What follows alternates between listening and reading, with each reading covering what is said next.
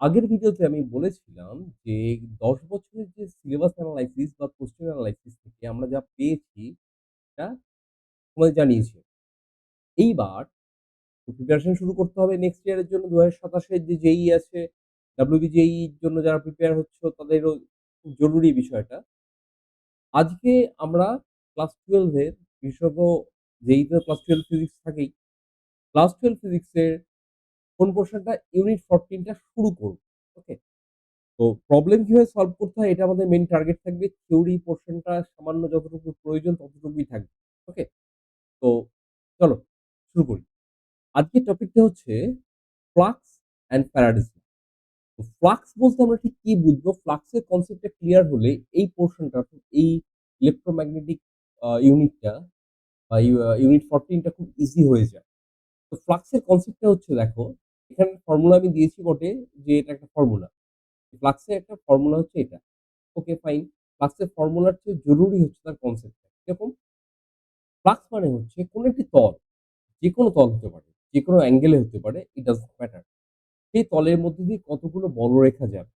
এবার বলরেখা সেটা তড়িৎ হতে পারে, সেটা ম্যাগনেট হতে পারে, ম্যাগনেটিক বলরেখা হতে পারে। সামটাইমস তরলের ক্ষেত্রেও আমরা একটা বলরেখা নয়, বাট অ্যামাউন্ট অফ তরলের একটা ফ্লো কে আমরা ভাবতে পারি। বাট এখন তরল নিয়ে আলোচনা নয়। যেটা আসছি সেটা হচ্ছে ম্যাগনেট নিয়ে। ধরে নাও, লেট ইট বি যে এরকম একটা সারফেস আছে। দেখো, এটা একটা সারফেস। এই যে সারফেসটা, সারফেসের আমার ইম্পোর্টেন্ট পোরশন কোনটা? যেটুকু বলছি মন দিয়ে শুনবে। কারণ প্রবলেম সলভ করার সময় এটা গন্ডগোলের একটা বড় জায়গা হবে। দেখতেই পাবে।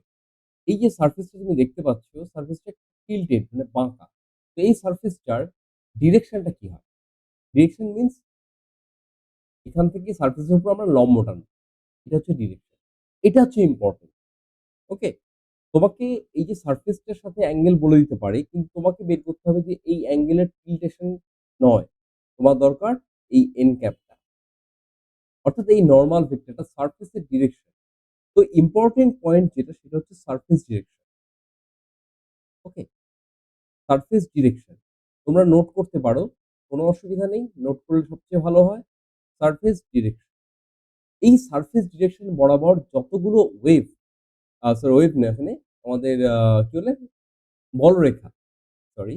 যতগুলো বলরেখা পাস করবে সেটাই হচ্ছে আমার কি? Magnetic flux. ম্যাগনেটিক বলরেখা পাস করলে ম্যাগনেটিক ফ্লাক্স। আমি ছবিতে আরেকবার খুব সুন্দর করে বোঝানোর চেষ্টা করব। ধরে নাও যে কোন একটি বলরেখা এইভাবে পাস করবে।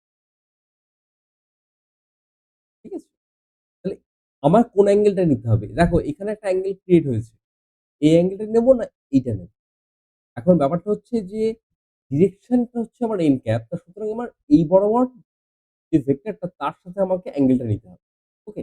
ধরে নাও এটা হচ্ছে থিটা এবং এই যে ম্যাগনেটিক ফিল্ডটা যদি আমার বি টা স্ট্রেংথ হয়, স্ট্রেংথ হচ্ছে বি। তাহলে বি যেহেতু একটা ভেক্টর তো বি এর একটা কম্পোনেন্ট তো থিটা বরাবর থাকবে। মানে এন ক্যাপ বরাবর একটা কম্পোনেন্ট থাকবে বি। সেই কম্পোনেন্টটা কত হয়? দেখো যেকোনো ভেক্টরের যেকোনো ভেক্টর আমি তোমাদেরকে অত ডিটেইলস এ না গিয়ে বলছি। যদি এটা একটা ভেক্টর হয় বি এবং এ দুটো হচ্ছে আমার এক্সিস এক্স এবং ওয়াই, তাহলে থিটা সাথে যে এক্সিসটা থাকবে, থিটার সাথে যে থাকবে সেটা হবে কস। ওকে? থিটার সাথে যে থাকবে সে হবে কস। তাহলে ক্লিয়ারলি এই বরাবর যে বলরেখা থাকবে সেটা হচ্ছে বি কস থিটা। ফাইন? এবার এই এরিয়া দিয়ে কতগুলো বলরেখা পাস করছে? আমি তো একটা দেখিয়েছি, এরকম অজস্র আছে। যেমনই পাস করুক না কেন, কিছু না কিছুভাবে তো এর সাথে অ্যাঙ্গেল তো থিটা করে থাকছে। সুতরাং এটা তো ইউনিট এরিয়ার জন্য, একক ক্ষেত্রফলের জন্য। তাহলে টোটাল ফ্লাক্স যেটা আমরা পাচ্ছি ফাই, সেটা হচ্ছে বি কস থিটা তো ছিল আমার কম্পোনেন্ট, আমার ম্যাগনেটিক ফিল্ডের কম্পোনেন্ট এবং এরিয়া। এটাকে আমরা বলছি ফ্লাক্স। ক্লিয়ার? তাহলে এটাকে আমরা লিখছি B A cos theta. Sometimes we can write it like V dot A. Fine? phi equals to b dot a. Okay, এটা হচ্ছে আমাদের কি না ফ্লাক্স। এইভাবে আমরা যখনই কোনো প্রবলেম পাবো ফ্লাক্স রিলেটেড আমাদের খেয়াল রাখতে হবে যে অ্যাঙ্গেলটা কার সাথে বলা আছে। এইটার সাথে মানে সারফেসের সাথে নাকি সারফেসের নরমালের সাথে? অধিকাংশ জায়গায় প্রবলেম করার সময় আমাদের এই ভুলটা হবে।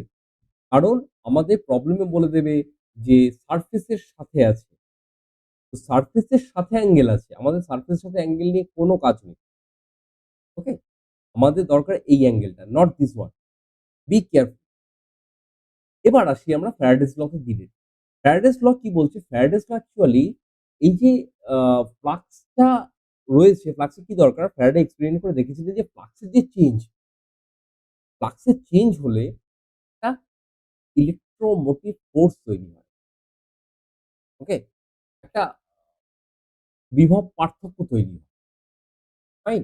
আচ্ছা এখানে তুমি তার একটা বলার আগে বলে দিই যে ইউনিট গুলো কিন্তু খুব ইম্পোর্টেন্ট। এগুলো কিন্তু অবশ্যই নোট ডাউন করো, অবশ্যই নোট ডাউন করো।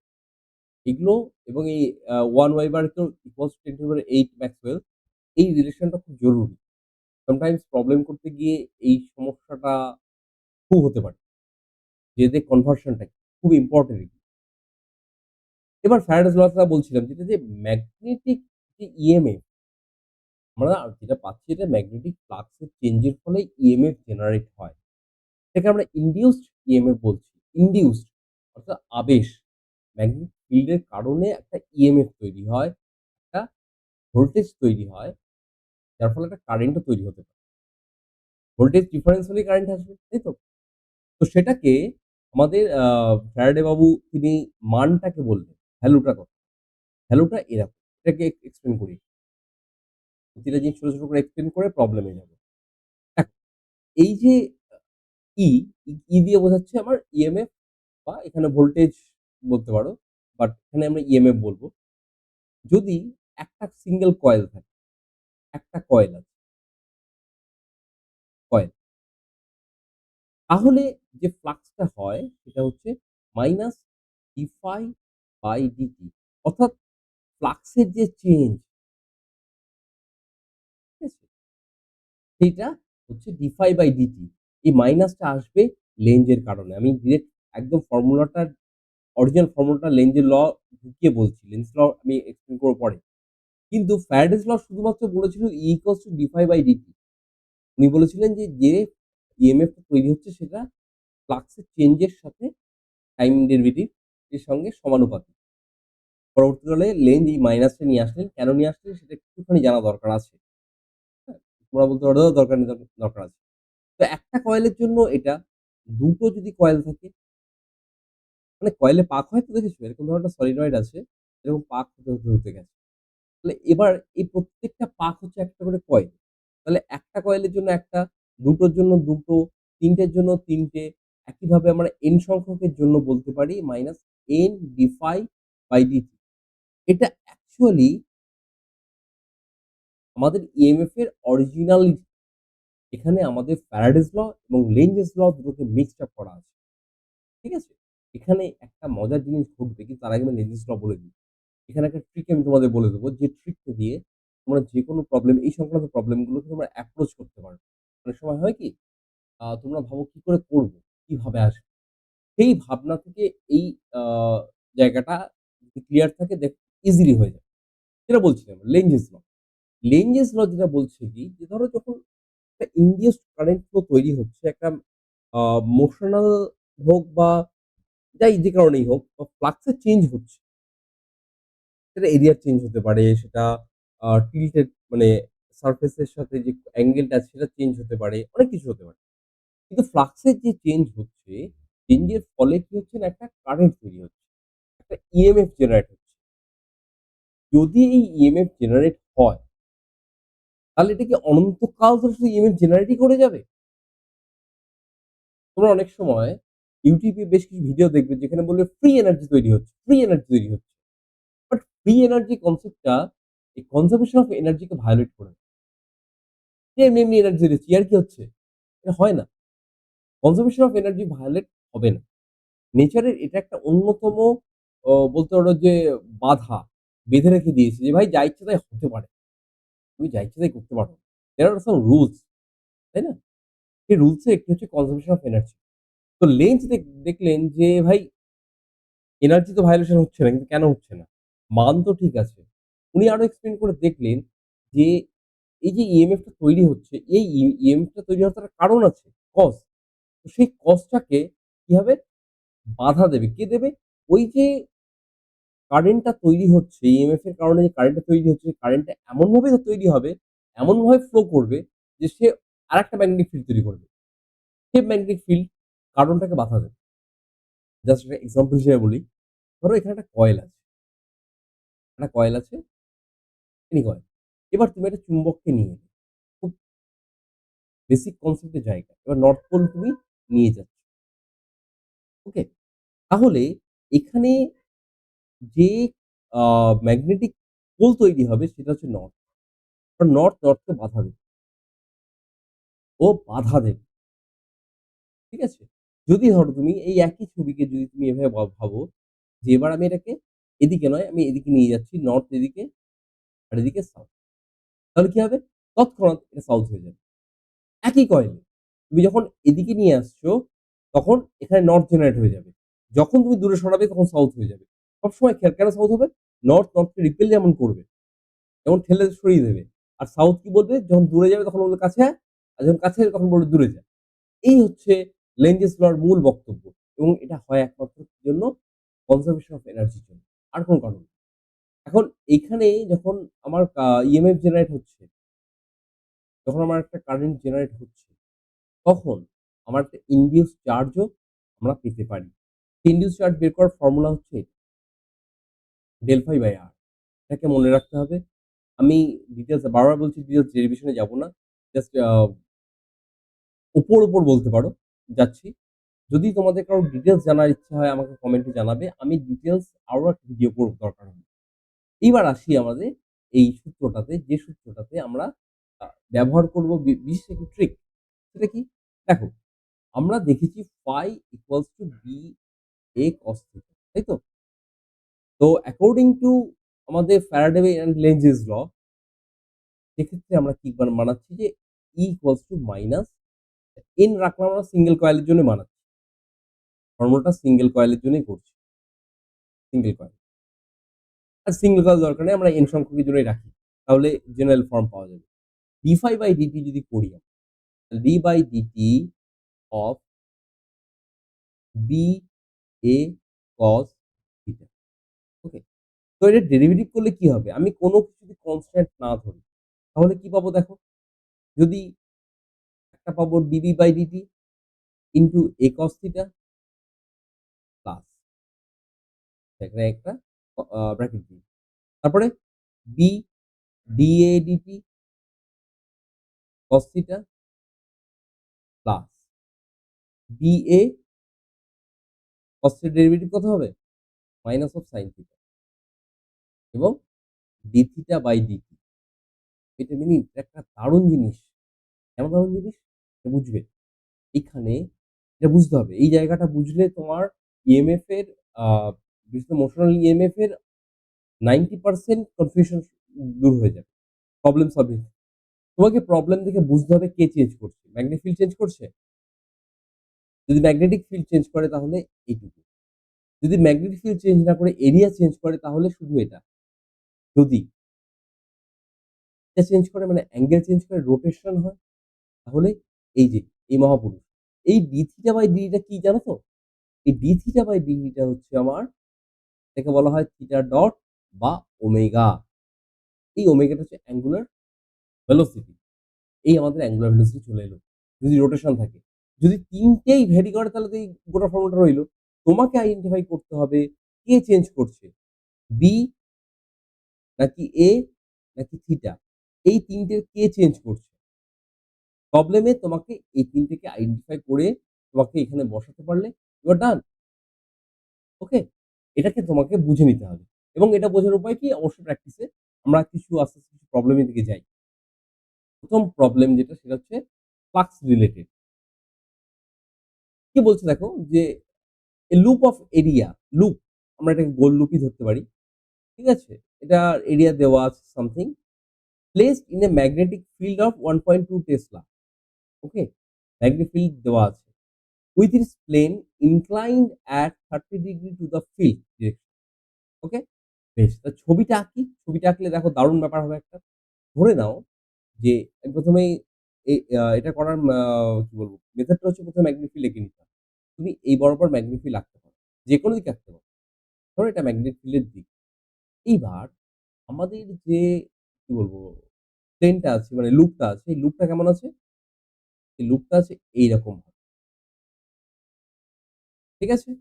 লুপটা আছে এরকম হবে এবং এই লুপের এক্সিস গুলোকে আমি ঠিক করি তাহলে আরো বুঝতে সুবিধা হবে। এই যে অ্যাঙ্গেলটা এটা আছে হচ্ছে আমার থিটা ইকুয়ালস টু কত? 30 ডিগ্রি। ওকে? 30 ডিগ্রি আছে। তো এবার বলছে find the flux linked with the plane. Okay, এটা খুব ইজিলি আমরা বলতে পারি যে ফ্লাক্স কত হবে? ফর্মুলা ছিল কত? BA cos theta. বা থিটাটা কত? ১ম কোন প্রবলেমই না। কারণ theta equals 30 degree. Wrong answer. Theta 30 degree নয়। থিটাটা এটা নয়। থিটা হচ্ছে এই যে আমার এন্ড ক্যাপটা আছে, এই এন্ড ক্যাপের সাথে দেখতে হবে না?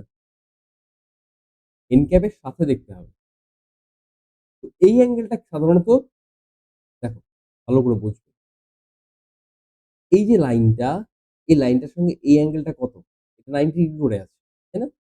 এই যে একটা সারফেস, সারফেসের সাথে এই অ্যাঙ্গেলটা নরমাল অ্যাঙ্গেল এটা 90 ডিগ্রি, 90 ডিগ্রি। এবার এই যে অ্যাঙ্গেলটা আছে এটা 30 ডিগ্রি বলা আছে। ভালো করে বুঝবে। এই অ্যাঙ্গেলটা 30 ডিগ্রি বলা আছে। বেশ! তাহলে অটোমেটিক্যালি এই যে অ্যাঙ্গেলটা, এই অ্যাঙ্গেলটা কত হবে? 90 মাইনাস থিটা হবে না?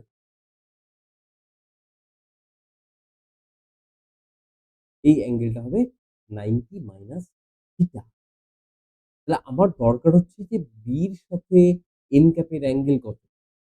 B র সাথে n ক্যাপের অ্যাঙ্গেলটাই হচ্ছে আমার থিটা নয়, থিটা প্রাইম। এটাই হচ্ছে আমার অরিজিনালি অ্যাঙ্গেল। তাহলে আমাদের যদি ফর্মুলাতে বসাই, আমরা পাচ্ছি phi equals to B এর ভ্যালু দেওয়া আছে 1.2 টেসলা। এরিয়া কত? 0.06 ইন্টু cos থিটা মানে হচ্ছে cos 90 মাইনাস থিটা প্রাইম মানে হচ্ছে 60। ভ্যালু বসাও। ভ্যালু এসে আমাকে কমেন্টে জানাও উত্তর কত হচ্ছে। আমি কমেন্ট জন্য ওয়েট করব। ঠিক আছে? তাহলে প্রবলেমটা বুঝতে পারলে কি হলো এটা? ওকে। নেক্সট প্রবলেমে আসি। এটাতে বলেছে যে এটাও একটা খুব মজার জিনিস। যে এটা একটু আলাদা। Loop of wire is placed in a magnetic field B equals to some 0.3 J capital. তার মানে অ্যাকচুয়ালি যেটা হচ্ছে সেটা হচ্ছে এই বরাবর আমার ম্যাগনেটিক ফিল্ড টা। এটা হচ্ছে 0.3 টেসলা আছে J ক্যাপের দিকে। ধরে নিচ্ছি আমি J ক্যাপ। J ক্যাপ এটা নাই হতে পারে। Find the flux to the loop of the area vector is area vector দেওয়া আছে। কোন একটা এরিয়া ভেক্টর দেওয়া আছে। সেটা কত? 2i cap plus 5j cap minus 3k। ওকে? অ্যাঙ্গেল-ট্যাঙ্গেল কিচ্ছু বলা নেই। তাহলে এক্ষেত্রে আমরা ফ্লাক্স কি করে বের করব? এক্ষেত্রে ফ্লাক্স বের করার জন্য আমি ফর্মুলাটা আগে বলেছিলাম। আমি তোমাদের আরেকবার বলে দিই। ভেক্টর B ইকুয়ালস টু আমরা পেয়েছি সরি ভেক্টর B তো নয়, phi. Okay. Phi equals to পেয়েছি BA cos থিটা। এটাই তো B ডট A। তাহলে এই দুটো যদি আমি ডট করে দিই তাহলে কি হবে? বলো? দেখো জে ক্যাপ আছে শুধু জে ক্যাপ সারভাইভ করবে ডটের ক্ষেত্রে এটা হয়। জে ক্যাপের সাথে জে ক্যাপ শুধু সারভাইভ করবে। তার মানে এটা মানে এটা কিছু করার নেই। 1.5 আ কত হচ্ছে? 1.5 টেসলা পার মিটার স্কয়ার নাকি? টেসলা মিটার স্কয়ার এরকম কিছু একটা হবে। যাই হোক, যা হবে ইউনিট টেসলা মিটার স্কয়ার। এটা হচ্ছে আমার ফ্লাক্স। এটা অ্যাকচুয়ালি ওয়েবার। এই প্রবলেমটা আমরা চেঞ্জিং এরিয়া, এরিয়া কিভাবে চেঞ্জ করছে, এরিয়া চেঞ্জের জন্য কিভাবে কাজ করছে সে ধরনের একটা problem. The radius of A coil প্রবলেমটা ভালো করে বুঝবো। Decreases steadily. তার মানে এই ধরো একটা কয়েল আছে। হ্যাঁ? কয়েলটা কি হচ্ছে? ছোট হচ্ছে। ছোট হয়ে গেল। এর ফলে এর রেডিয়াসটা কি হলো? কমে গেল না? এই রেডিয়াস এর চেঞ্জ যেটা হলো, এই যে চেঞ্জ যেটা হলো, সেই চেঞ্জ রেট অফ চেঞ্জ বলে দিয়েছি। তার মানে রেট অফ চেঞ্জ বলতে আমরা বুঝবো ডি/ডি। এটা কত? 10 to the power minus 2 meter per second. Okay? Constant and uniform magnetic field. তার মানে বি ফিল্ডে কোনো চেঞ্জ নেই। যেটা হচ্ছে -3 weber per metre square. Fine? Weber per metre square. Acts perpendicular to the plane. Perpendicular to the plane, প্লেনের সাথে perpendicular তার মানে আমাদের অভিলম্বের সাথে বা আমাদের আ এরিয়া ভেক্টরের সাথে 0 ডিগ্রি। তার অর্থ হচ্ছে আমাদের করেসপন্ডিং থিটা ইকুয়াল টু 0 যদি হয়, what will be the radius of the coil when the induced EMF is 1 microvolt? যখন 1 microvolt আমাদের induced EMF হবে তখন রেডিয়াসটা ছোট হতে, হতে কোথায় যাবে? কত হবে? সেটা বের করতে বলেছে। বেশ। তোমরা ভাবছো এমসিকিউ না দিয়ে কেন এগুলো দিচ্ছি? এগুলো অ্যাকচুয়ালি কনসেপচুয়াল প্রবলেম তো। কনসেপচুয়াল প্রবলেম গুলোকে এমসিকিউ হিসেবে ট্রিট না করাই ভালো। এমসিকিউ যখন করার দরকার হয় তখন আমরা নিশ্চয়ই করব। বা দেখো যাই হোক, যেটা বলছিলাম। তাহলে এক্ষেত্রে আমাদের ইনডিউসড ইএমএফ এর ভ্যালু কত হয়? মড নিচ্ছি কারণ আমরা লেনজেস মাইনাসটা নেব না। আমাদের ভ্যালু দরকার। dφ/dt, ওকে? এবং এটা কত হবে? যেহেতু বি কনস্ট্যান্ট সুতরাং বি থেকে গেল। এরিয়া চেঞ্জ হচ্ছে, আর চেঞ্জ হচ্ছে মানে তো এরিয়াও চেঞ্জ হবে। dA/dt রইল। আচ্ছা, cos থিটা, থিটা 0 ডিগ্রি মানে cos থিটা 1 আমরা লিখলাম এটা। তাহলে বি ইনটু ডি/ডিটি। এবার যেহেতু এটা একটা কয়েল সুতরাং এরিয়াটা কত হচ্ছে পাই আর স্কয়ার। যেকোনো মুহূর্তে পাই আর স্কয়ার ওর এরিয়া। রেডিয়াস যদি আর হয়। তাহলে পাই আর স্কয়ার। লিখলাম। এবার যদি ডেরিভেটিভ করি তাহলে কি পাবো? 2 পাই বি আর ডি/ডিটি। দেখো ভালো করে চেক করো। হলো? Very good. এবার আমার দেখো dr/dt টা বলে দেওয়া আছে। -2 মিটার আ আ কত মিটার পার সেকেন্ড আছে। এবং এই যে ইটা বলে দেওয়া আছে 1 মাইক্রোভোল্ট। মানে অ্যাকচুয়ালি আমি ইকুয়াল করতে পারি 1 microvolt equals to 2 pi into B value দেওয়া আছে 10 টু দি পাওয়ার -3 ইন্টু আর আমি জানি না, আর টাই বের করতে হবে। dr/dt দেওয়া আছে 10 টু দি পাওয়ার -2। তাহলে আর এর ভ্যালুটা কি বের হবে? ক্যালকুলেশন নিজেদের হাতে। ওকে? ওকে। এবার আমরা আরেকটা প্রবলেমে আসি। ইনডিউসড চার্জ বা সার্চ কয়েল। সার্চ কয়েল বলতে আমরা এটা বুঝবো যে আ ধরো একটা কয়েল আছে। কয়েল আমরা ইউজ করব সার্চ করার জন্য। কি সার্চ করব? যে ম্যাগনেটিক ফিল্ড আছে কিনা, থাকলেও ওটা কতটা আছে সেটা আমরা বোঝার উপায়টা হচ্ছে একটা কয়েল নিয়ে সেই কয়েলটাকে নিয়ে সরানো। কয়েলটাকে যদি সরালাম তাতে হয় ইএমএফ তৈরি হবে বা হবে না, কিছু একটা হবে। যদি হয় তাহলে আমরা খুব পরিষ্কার বুঝবো যে এটা একটা কি ম্যাগনেটিক ফিল্ড আছে। এটাই হলো সার্চ কয়েল। কি সার্চিং করছে অ্যাকচুয়ালি। আ ঠিক আছে? তো সার্চ করাটা ইম্পোর্টেন্ট না? হ্যাভিং 20 টার্নস তার মানে এখানে আমাদের n equals to 20 বলে দিয়েছে। আর ডেটা গুলোকে আলাদা করছি। Area 1 centimetre. মানে এরিয়া বলে দিয়েছে 1 centimetre square and resistance R equal to 2 ohm is connected to a galvanometer of resistance 4 ohm. আর galvanometer resistance টাকে আমরা বলছি 4 not 40 ohm. The plane of the coil is inclined at 30 degree.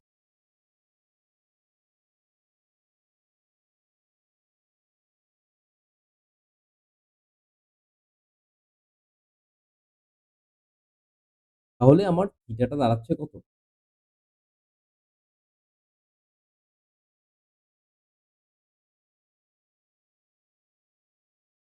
Theta equals to কত হবে? 60 degree. Problem দেখে ডেটাগুলো একটু সুন্দর করে আলাদা করে যদি তোমরা 30 ডিগ্রি করে ফেলেছো, তোমার তো হয়ে গেল। এবং পরীক্ষায় এরকম উত্তর থাকবে কিন্তু 30 ডিগ্রি দেওয়া উত্তরও থাকবে। যদিও কোনো ভুল নেই। কিন্তু ওটা অ্যাকচুয়ালি ভুল। আচ্ছা। আ ফিল্ড বলে দিয়েছে B সমান 1.5 weber per metre square. It is quickly pulled out of the field. মানে আমি ছবিটা আঁকার চেষ্টা করব। ধরো কোনো একটা কয়েল আছে। কয়েলটা চৌকো হতে পারে, গোল্লা হতে পারে, কোনো ব্যাপার না। তো ধরো এটা হচ্ছে আমার ম্যাগনেটিক ফিল্ডটা রয়েছে। ওকে? এবার আমি কি করলাম? না একটা কয়েল রয়েছে এর মধ্যে। একটা কয়েল রয়েছে কোনটা অ্যাঙ্গেল করে আছে যে অ্যাঙ্গেলটা হচ্ছে 30 ডিগ্রি যেটা অ্যাকচুয়ালি আমাদের দরকার হচ্ছে 60 ডিগ্রি। এবার এখান থেকে ফট করে টেনে বাইরে বের করে নিই। বার করে নিয়ে আসলাম। তাহলে calculate the charge pass through the galvanometer. কারণ এখানে এই যে জিনিসটা আছে সেখানে গ্যালভানোমিটার এড করা আছে। এই গ্যালভানোমিটার কি রিড করবে? কতটা চার্জ মানে কতটা চার্জ তো আমি গ্যালভানোমিটার দিয়ে রিড হবে না। কিন্তু এই গ্যালভানোমিটার দিয়ে কতটা চার্জ পাস করছে সেটা আমরা কি করবে? দেখো কনসেপ্টটা হচ্ছে এটা যে যখন আমি এটাকে ছড়াচ্ছি, ফিল্ড থেকে সরিয়ে দিচ্ছি, ফ্লাক্স তো একটা চেঞ্জ হচ্ছে। কারণ ম্যাগনেটিক ফ্লাক্স লাইন যখন চেঞ্জ হচ্ছে, ফ্লাক্সের যে চেঞ্জটা হবে কারণ এই যে আ কয়েলটা, কয়েলটা কিছুটা ফ্লাক্সকে কনটেইন করছিল এবং কোন ফ্লাক্স নেই। ছিল, নেই, ছিল, নেই। এই যে চেঞ্জটা, এটি তো ফ্লাক্স চেঞ্জ করে দিচ্ছে। তো সুতরাং সেই ফ্লাক্স চেঞ্জ এর বিষয়টা আমাদেরকে মাথায় রাখতে হবে। তো এখানে যেহেতু কোন ফ্লাক্স নেই, তাহলে সুতরাং ফাইনাল ফ্লাক্স তো 0 কিন্তু ইনিশিয়াল ফ্লাক্স কত? ইনিশিয়াল I কত হচ্ছে? Normally N, B, A cos theta মানে এখানে cos 60 ইনিশিয়ালি এটা। আর ফাইনাল কত এটা? তাহলে এদের যে কি বলবো বিয়োগফল সেটা delta phi. Delta phi equals to কত? Phi f minus phi i actually minus N B A cos 60 তাই তো? তাহলে এন এর সংখ্যা আমরা এটাকে মাইনাস রাখতে পারি নাও পারি। আমরা যদি শুধুমাত্র চার্জের ভ্যালুটা বের করতে হয় তাহলে আমরা মড নেব। ঠিক? কারণ আমাকে বলেছে কি কতটা চার্জ যাচ্ছে, কেমন চার্জ সেটা জিজ্ঞেস করে। সুতরাং মড নেব। তাহলে এটা ভ্যালু কত? n এর ভ্যালু 20, b এর ভ্যালু কত? ওবি b হচ্ছে 1.5 এরিয়া 1 সেন্টিমিটার স্কয়ার মানে এটাকে কনভার্ট করতে হয় মিটার স্কয়ারে। ঠিক আছে? তো ডেল্টা ফাই পেলাম। এবার মনে করে দেখো ইনডিউসড চার্জের ফর্মুলা যেটা আমাদের কাছে ছিল সেটা কি ছিল? ইনডিউসড চার্জ আ Q সমান ছিল ডেল্টা ফাই বাই R তাই তো? কিন্তু এখানে তো R তো আলাদা। এখানে আর দুটো আছে। একটা হচ্ছে এই কয়েলের রেজিস্ট্যান্স, একটা হচ্ছে গ্যালভানোমিটারের রেজিস্ট্যান্স। এবং তখন আমরা কি করব? গ্যালভানোমিটার মানে তখন R প্লাস R ভ্যালু গুলো নিজেরা ক্যালকুলেট করে আমাকে কমেন্টে জানাবে।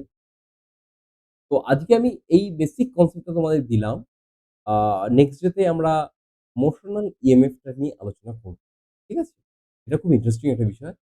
মোশনের কারণে কিভাবে ইএমএফ জেনারেট হচ্ছে এবং তার বেসিকটা কিন্তু আমি তোমাদের এই ভিডিওতে দিয়ে দিয়েছি। ওকে? পড়াশোনাটা করো। ঠিক হবে। WBJEE, JEE দুটোই হয়ে যাবে। একটু চেষ্টা করলে। Okay? Have a good day.